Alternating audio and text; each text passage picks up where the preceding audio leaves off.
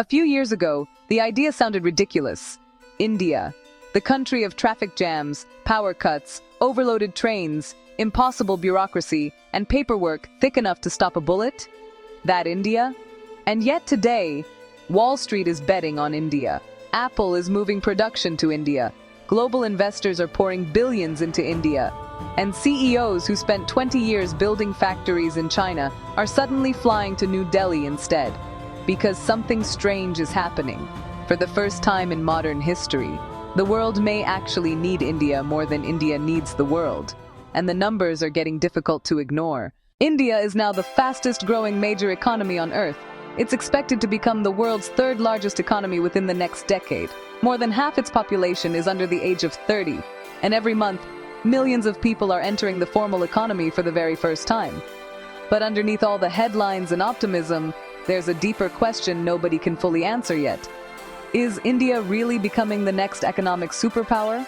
Or is the world simply running out of alternatives? Because those are not the same thing. And understanding the difference might explain the next 20 years of the global economy. For almost 3 decades, the world had a very simple formula. If you wanted cheap manufacturing, you went to China. That was the deal. China built the factories, America bought the products, Europe shipped the machines, and everyone got rich together. At one point, China was producing nearly 1/3 of the world's manufactured goods. Entire industries became addicted to it. Phones, clothes, electronics, solar panels, furniture, batteries. If you bought something in the last 20 years, there's a decent chance it passed through China. But then, the machine started shaking. First came rising labor costs, then trade wars, then COVID, then supply chain chaos, then geopolitical tension. And suddenly the world realized something uncomfortable. Putting too much of the global economy inside one country is not efficiency, it's dependency. And dependency becomes terrifying when politics enters the room. That's when investors started looking around, nervously asking one question: if not China, then who? And there was only one country big enough to even enter the conversation: India. Not because India was perfectly ready, but because nobody else had the scale. Vietnam is growing fast. Indonesia is important. Mexico is booming. But India is different. It has 1.4 billion people, a massive domestic market, a young workforce, a democratic system, an English-speaking professional class, and perhaps most importantly, it still has room to grow. A lot of room. Because despite all the excitement, India is still relatively poor on a per-person basis, which sounds like an insult. But economically, it's actually the opportunity. Rich countries slow down because they've already built most things. India hasn't. India still needs roads, ports, airports, factories, warehouses, homes, data centers, financial systems, consumer brands, energy infrastructure, which means growth can happen almost everywhere at once. And that's exactly what investors love. A country where millions of people are moving from survival into consumption, buying their first smartphone, first insurance policy, first air conditioner, first investment account, first car, first online payment. This is the part many outsiders miss. India's story isn't just about factories, it's about formalization. For decades, enormous parts of the Indian economy operated informally.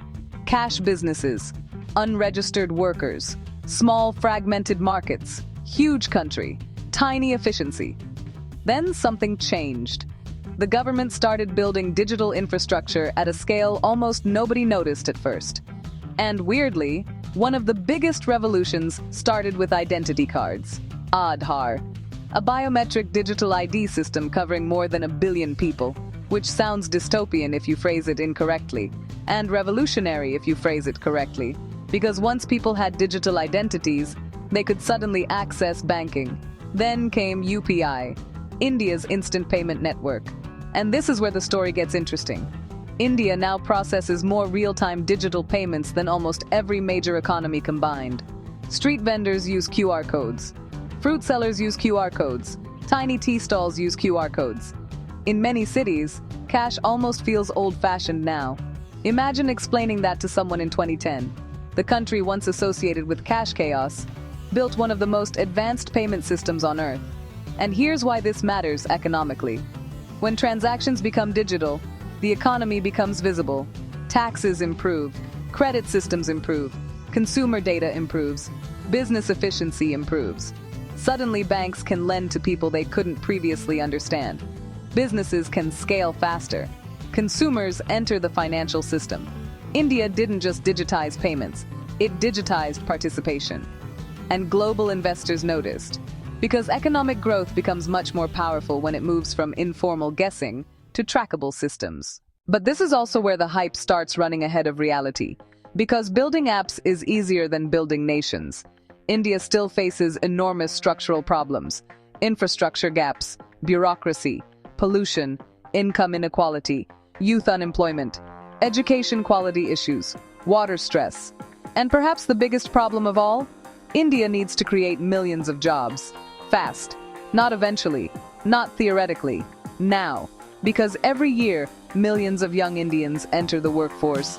That demographic advantage everyone celebrates, it can also become a demographic disaster.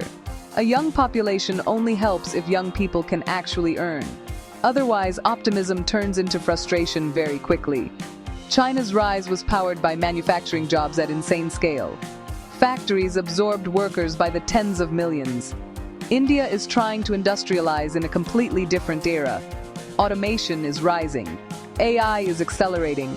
Global trade is fragmenting. The ladder that China climbed may not even exist anymore in the same form. And yet, despite all this, capital keeps flowing in.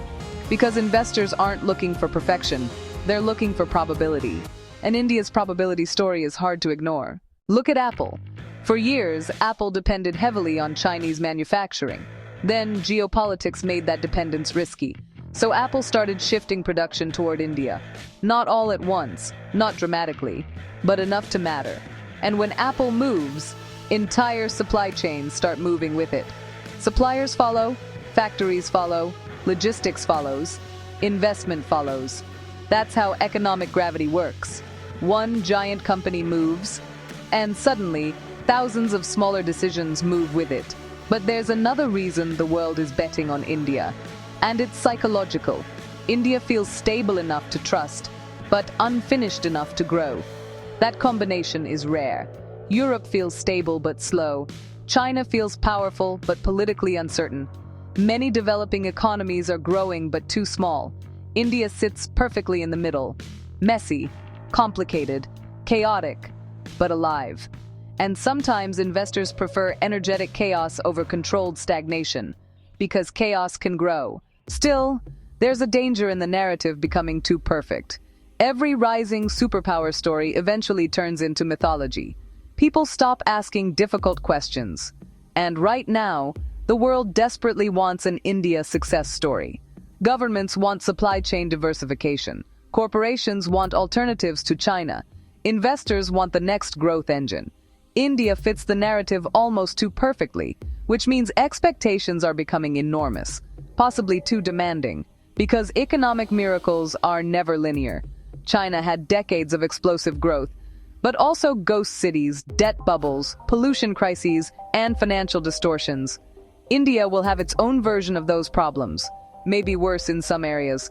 The real question is not whether India will grow. It almost certainly will.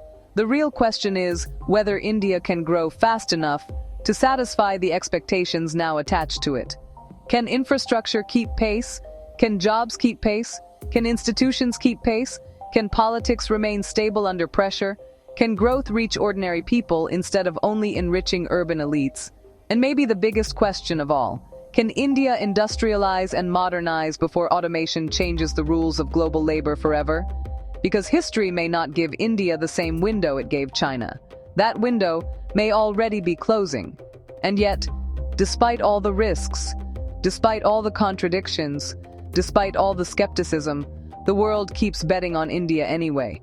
Not because the future is guaranteed, but because in a world running low on economic miracles, India may be the last giant opportunity left. And if that bet succeeds, the balance of global power could shift dramatically within our lifetime. And that assumption might become one of the most important financial bets of the 21st century, like share, subscribe for more interesting videos, and comment below. Is India witnessing the beginning of its greatest economic rise yet? Or is the real transformation only just getting started?